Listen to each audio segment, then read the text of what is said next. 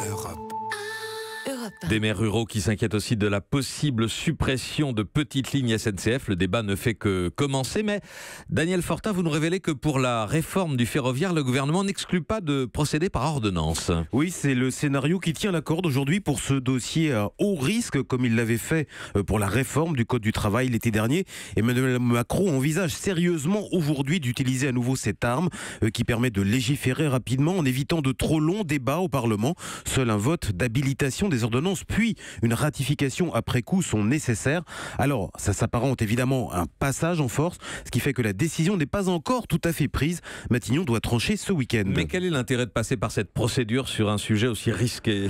Alors le raisonnement est simple, le gouvernement est persuadé qu'il devra affronter une rude grève en mars prochain, donc quitte à aller au conflit, autant faire en sorte qu'il dure le moins longtemps possible. Or, les ordonnances ont pour vertu de resserrer le calendrier des débats. Et puis, il faut ajouter qu'Emmanuel Macron n'a qu'une confiance limitée dans la capacité de dialogue des syndicats, surtout ceux de la SNCF, évidemment très remontés contre cette réforme qui prévoit, je le rappelle, que le fameux statut des cheminots ne serait plus appliqué aux nouveaux entrants à la SNCF. Daniel Fortin des Écomerciers, on y reviendra après le journal avec le chef des députés de La République En Marche, notre invité Richard Ferrand.